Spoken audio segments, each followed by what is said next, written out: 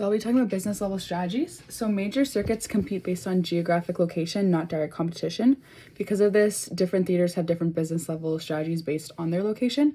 So when we're talking about AMC, they concentrate on urban areas near large populations in California, Florida, and Texas. They offer 3D, IMAX, and other premium viewing experiences, allowing them to have the higher ticket prices. So this is them using the differentiator strategy. So once again, they're operating at higher cost locations near shopping malls, restaurants within or in front of malls. Then Wanda Group acquired AMC in 2012. Wanda operated some of 150 theaters in China as well as significant studio production facilities. So the acquisition resulted in Wanda becoming both the single largest and most geographically diverse exhibitor globally. So since the acquisition of AMC and Wanda, they have purchased the European circuit, the Australian HOYS, and another European-based circuit called Nordic. Once finalized, Wanda and AMC will be the world's largest theater circuit with more than 15,000 screens and more than 1,800 theaters. So this scale could result in greater leverage negotiating rental rates. So unlike AMC, Regal, the second largest domestic chain, operates nearly exclusively in the US. Regal focuses on mid-sized markets using multiplex and megaplex with 13 screens per location with an average ticket price of $10.20 and an average concession scale of $4.72. Regal's business strategy is focused differentiation strategy. So they're focusing on a narrow market, but they're still in higher end locations, charging higher than the average for admission and concession. Carmike focuses on small to mid-sized markets, targeting communities with less than 100,000 people that have few alternative entertainment options. So they serve the market with no-frills location, averaging 10 screens per theater, so smaller theaters charging less. So they operate about $1 below the industry average, categorizing them into cost leadership strategy. So the cost leader's position in theaters is less traffic locations with lower rent, such as a strip mall or behind shopping malls. So Cinemark is the number 3 domestic circuit by size, operates 339 domestic locations with 4,559 screens under Cinemark and Century brands. So they serve a smaller market as well, operating as a sole theater in 90% of its markets. Its average ticket price is $7.78, so lower than the average, which is still using the cost leadership strategy.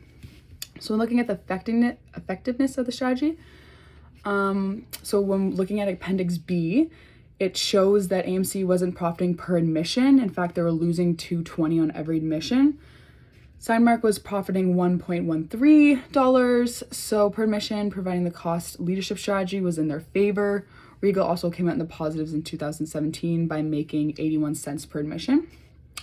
So Regal was using the focused differentiation strategy and had more success than AMC.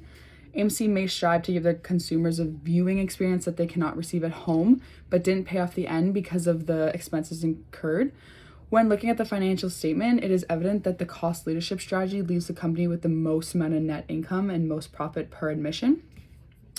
So recently, a CBS News poll indicated that movie theaters is currently the least likely place for a viewer to watch a movie. People are more likely to watch a movie behind a television or computer screen.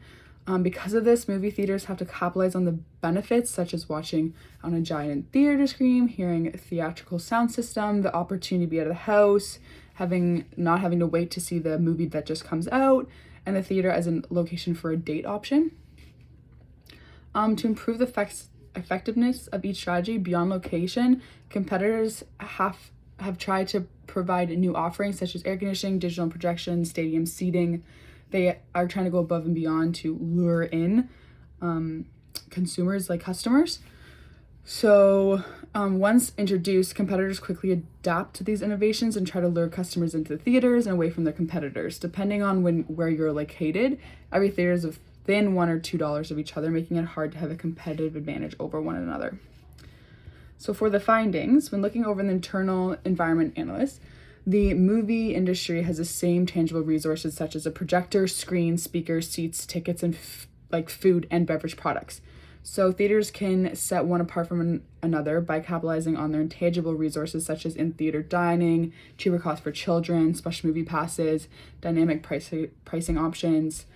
To find out if the movie exhibition industry has sustainable competitive advantage, they look to see if they're valuable, if they have something that is rare, the experiences they offer, which are costly to imitate, and if they have something that is non-sustainable.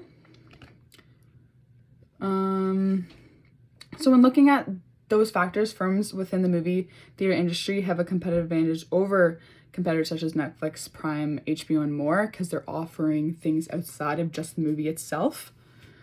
When looking at the SWOT analysis, it has uncovered that there are more weaknesses and threats to the industry than strengths and opportunity. So strengths include large screens, loudspeakers, and the option of 3D viewing. But the weaknesses are how hard it is to compete with Netflix, Apple TV, Amazon Prime. The cost of seeing one movie is more than a whole month's subscription to one of these platforms. The external environment looks at political, economic, social, technological, environmental, and legal issues which can hold back the movie industry. We then look at the industry environment using Porter's 5 forces.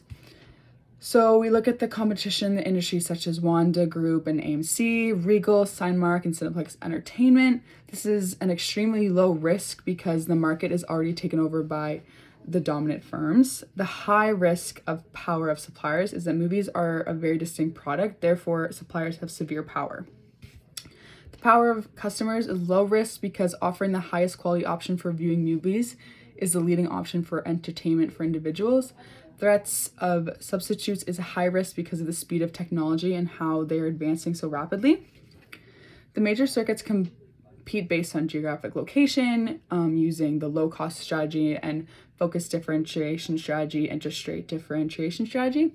The low-cost strategy are located in smaller towns and in less high-end locations to offer lower pricing. The differentiation strategies are located in higher-end locations, giving you a better viewing experience, and it costs more.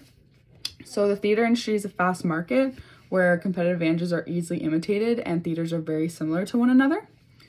With low levels of diversification, other exhibitors use single business diversification strategies or don't employ any corporate strategy at all. Companies using the single business strategy benefit from the cost advantage from economies of sales as they grow within the movie exhibition industry. The main goal is increasing revenues, increasing attendance, and meeting customer needs and innovation. So we should really invest in research and develop to obtain a clear understanding of how customers measure value and innovation of new products and services to create value for customers. And that is what we found.